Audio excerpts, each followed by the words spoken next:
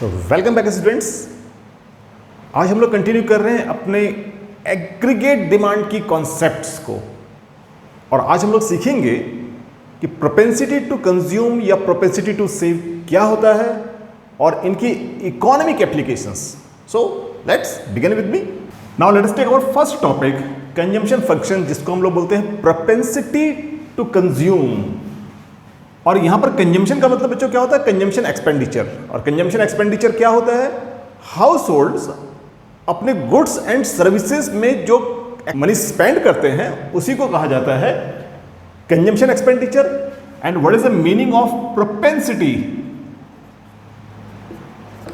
तो बच्चों प्रोपेंसिटी का मतलब होता है टेंडेंसी और विलिंगनेस और हैबिट्स, राइट? इन्हीं को हम लोग बोलते हैं propensity. So we can define consumption function is a functional relationship between consumption and national income. Is that clear? और कंजम्पशन फंक्शन को we can represent as C is equal to function of income. Is that clear? Where C basically क्या है? This is consumption expenditure and we know economics में Y को कहा जाता है income और national income. So consumption function या propensity to consume की कॉन्सेप्ट को हम लोग एक्सप्लेन कर सकते हैं एक शेड्यूल और ग्राफ की हेल्प से। So students, as we know schedule हमारे पास वही रहेगा जो हम लोगों ने पहले लिया था। Income 0, 100, 200, 300, 400, 500 and 600 and consumptions were 40, 120, 200, 280, 360, 440 and 520. Is that clear? और अगर हम इसके बेसिस पर अगर हम एक ग्राफ प्लॉट करते हैं, so take it is origin और एक्स एक्सिस में हम लोग लेते हैं इनकम और वाई एक्सिस में लेते हैं कंजम्पशन यानी कि C। और कंजम्पशन का कर्व हम लोग पहले ही पढ़ चुके हैं कि इट स्टार्ट्स अबोव फ्रॉम 0 और कंजम्पशन का कर्व होगा in this way, this is C। और इनकम का कर्व स्टार्ट होता है ओरिजिन से एंड दिस इज Y। सो इस कर्व में हमारे पास दो पार्ट हैं।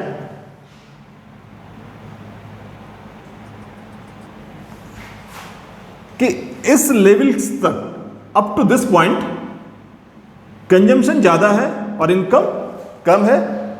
Now it is clear from our schedule कि यहां पर इनकम कम है और कंजम्पशन ज्यादा है। Again consumption is more than income at this point, यानी कि जब इनकम थी 200, consumption was 200। This is a point of intersection of C and Y, और इसको हम लोग बोलते हैं ब्रेक इवन पॉइंट, जिसे शॉर्ट में लिखा जाता है BEP। तो BEP मीन्स होता है break even point. Is that clear? और ये जो एरिया है, दिस एरिया, इस एरिया को हम लोग बोलते हैं डिस सेविंग। ये वो एरिया है जहां पर आपकी इनकम कम है और आपका कंजम्पशन ज्यादा है। तो इस केस में आप अपनी सेविंग्स को कंज्यूम कर रहे होते हैं। सो स्टूडेंट, जब भी आपके पास मैक्रो इकोनॉमिक्स के एग्जाम में कॉन्सेप्ट्स आती हैं तो कॉन्सेप्ट्स के जो आंसर्स होंगे, एक आपकी definition, then your schedule, then your graph और फाइनली उसके कंक्लूजन। सो ऑलवेज रिमेंबर, आपको कंक्लूजन लिखने ही होते हैं। सो इस शेड्यूल के बेसिस पर we can have following conclusions. So first conclusion है consumption curve start above from the origin due to autonomous consumption। इसको हम लोग एग्रीगेट डिमांड की थ्योरी में ऑलरेडी पढ़ चुके हैं कि जब इनकम 0 होती है उस लेवल पर जो कंजम्पशन होता है that is called autonomous consumption. Now second conclusion, there is a positive relationship between income and consumption. So curve slopes upwards. जब भी दो वेरिएबल्स सेम डायरेक्शन में मूव करते हैं, कर्व हमेशा क्या होगा? Sloping upward. और थर्ड कंक्लूजन है when income is less than consumption it shows a dissaving. And fourth conclusion है when consumption and incomes are equal it is a break even point. So this is the way how we can explain propensity to consume यानी कि consumption function. Got it? So now students, let us take our first type of propensity to consume, and that is average propensity to consume. It means APC. So APC refers to the ratio of consumption to the corresponding level of income. यानी कि किसी भी economy में होने वाले consumption और उसके income के रेशियो को हम लोग बोलते हैं APC. So APC will be consumption upon income. Again, remember यहां पर इनकम का मतलब होता है national income, so we can write it C upon Y. इज दैट क्लियर? अब इस APC की कॉन्सेप्ट को एक शेड्यूल से लेते हैं, और शेड्यूल हमारे पास वही होगा जो शेड्यूल अभी तक हम कर रहे थे. It means income 0, 100, 200, 300, 400, 500 and 600. Is that clear? And consumptions were 40, 120, 200, 280, 360, 440 and 520. Is that clear? So first में अगर हम 0/40 इज इक्वल टू 0 लिखते हैं तो सो रिमेंबर स्टूडेंट, किसी भी वेरिएबल का एवरेज कभी भी 0 नहीं हो सकता है. So we can not write it 0. हम यहां पर इस पे लिखेंगे सिर्फ dash. Is that clear? So now C/20 it means 1/100 and it will be 1.2. This is 200 divided by 200, it means 1. So next is 280 divided by 300 and it comes 0.933, and it is 360 divided by 400, this comes 0.9. 440 divided by 500, it means 0.8, and last one, and 520 divided by 600 is 0.8. right? So अगर हम इसमें एक graph plot करते हैं again income के लिए और consumption के लिए, this is 0, it means point of origin. And as we know कि कंजम्पशन की का कर्व होता है, it starts above from 0 because of autonomous consumption. So इस कर्व में एपीसी कैसे दिखाएंगे? किसी भी इनकम लेवल पर कंजम्पशन विल बी दिस. तो ये पॉइंट शो करता है आपका APC, it means C/Y. So conclusion will be, first conclusion, बच्चों कंक्लूजन को समझना बहुत आसान होता है. आपके पास शेड्यूल में जो जो वैल्यूज हैं उन वैल्यूज का जो बिहेवियर है, यानी कि वो इंक्रीज हो रहे हैं, डिक्रीज हो रहे हैं, या कांस्टेंट हो रहे हैं, या नेगेटिव हैं या पॉजिटिव्स हैं, उन सभी पॉइंट्स को आपको सीधे सीधे लिखना होता है. राइट? यानी कि इन नंबर्स के बिहेवियर को या फिर कर्व के बिहेवियर को. सो always remember it is very easy. So first conclusion यहां पर क्लियर है कि अगर कंजम्पशन ज्यादा है और इनकम कम है, then of course value of APC will be more than 1. As long as consumption is more than income, APC will be greater than 1. और यहां पर ये चीज बिल्कुल क्लियर है. Second, when C is equal to Y, यानी कि ऐसा लेवल जहां पर C और Y एक दूसरे के इक्वल होते हैं, the APC will be equal to 1. It is break even point. Now third conclusion, when consumption is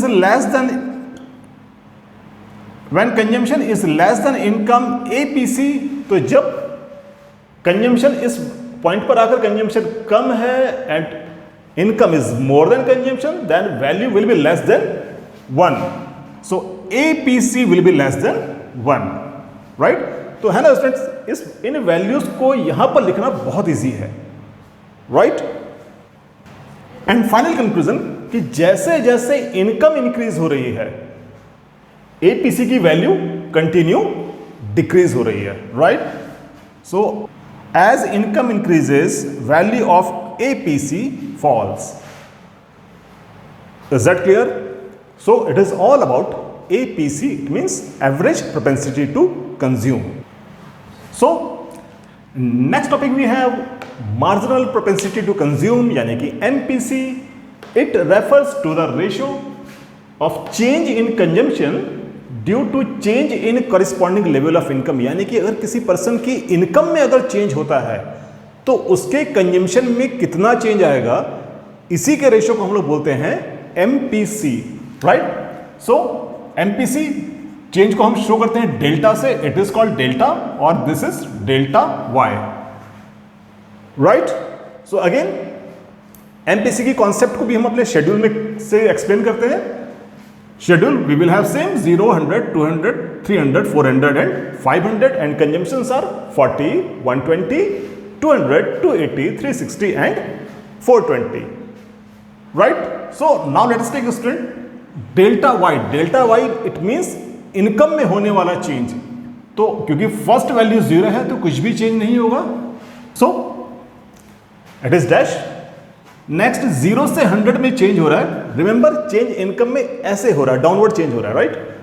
तो इसमें चेंज हो रहा है 100, देन 100 से 200, again it is 100, so 100, 100 and 100. This is a change in income. Similarly consumption में होने वाला change 40 से 180, इट मीन्स इंक्रीज हुआ है 80 का, यहां भी 80 का, again 80, 80 and 80. So remember students, ये वैल्यूज डिफरेंट भी हो सकती है. जरूरी नहीं है कि ये वैल्यूज कांस्टेंट ही हो. There may be some other values. अगर आपके पास कोई न्यूमेरिकल आता तो उसमें वैल्यूज डिफरेंट हो सकती हैं, राइट?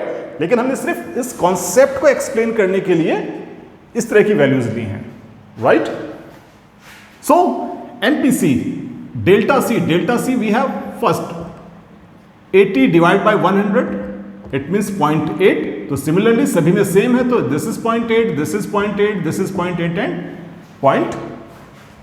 0.8, राइट? सो अगर हम इसका ग्राफ प्लॉट करते हैं, अगेन एक्स एक्सिस में इनकम, वाई एक्सिस में consumption, and this is 0 point of origin, right? Similarly same हमारा कंजम्पशन कर्व स्टार्ट होगा अबव फ्रॉम 0 लेवल. सपोज किसी पर्सन की इनकम, इस लेवल ऑफ इनकम पर उसका कंजम्पशन यहां पर आता है. अगर उसका इनकम इंक्रीज होगा तो उसका कंजम्पशन भी इंक्रीज होगा. Then this is delta C and this one is delta Y. In that case ये जो इंक्लिनेशन है, दिस इज कॉल्ड टेंडेंसी, और MPC टेंडेंसी को ही बताता है. So this inclination will be MPC यानी कि delta C upon delta Y. So remember MPC एक तरह की टेंडेंसीज को ही बताता है. Got it? सिमिलरली APC की तरह MPC के भी कुछ कंक्लूजन्स हैं. So first conclusion is value of MPC varies from 0 to 1. By the value of MPC vary from 0 to 1, यानी कि 0 से कम नहीं, इसका मतलब नेगेटिव नहीं हो सकती है और ना ही मोर देन 1 हो सकती है. Why? First, so MPC equal to 0 when all additional income is saved. That is delta C is equal to 0. MPC की वैल्यू 0 कब होगी? अगर सारी के सारी एडिशनल इनकम सेव हो जाती है, यानी कि इनकम में चेंज होने की वजह से कंजम्पशन में कोई चेंज नहीं हो रहा है, तो इट मींस डेल्टा सी 0. अगर हम डेल्टा सी यहां पर 0 रखते हैं, देन MPC की वैल्यू क्या होगी?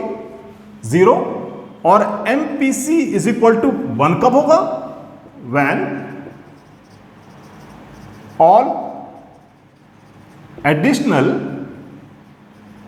income is कंज्यूम्ड, यानी कि जितना भी एडिशनल इनकम हो रही है, रिमेंबर स्टूडेंट्स, हम लोग बात एडिशनल इनकम की कर रहे हैं, we are not talking about the income only, right?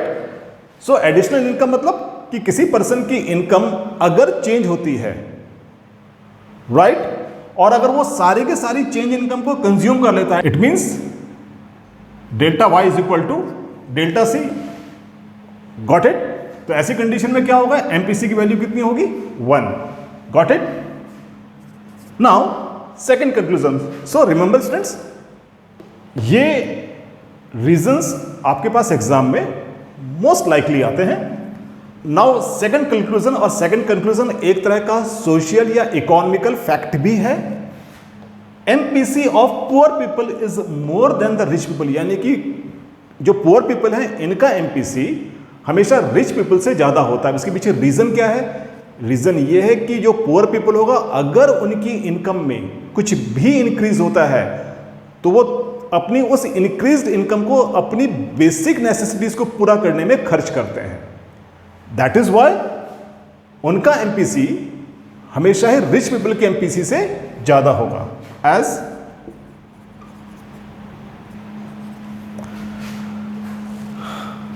So poor people always try to fulfil their basic needs with their increased income, got it? Third conclusion है MPC falls as income increases. तो एक level में अगर एक level के बाद अगर income ज्यादा इंक्रीज होती है तो उस स्पीड से आपका कंजम्पशन इंक्रीज नहीं होता है।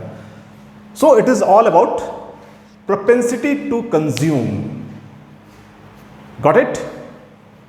सो students, if you have any kind of query or you need any kind of explanation for any topics, then you can write it on your comment section. If you have learned something from these videos, then you can like and subscribe the channel and stay tuned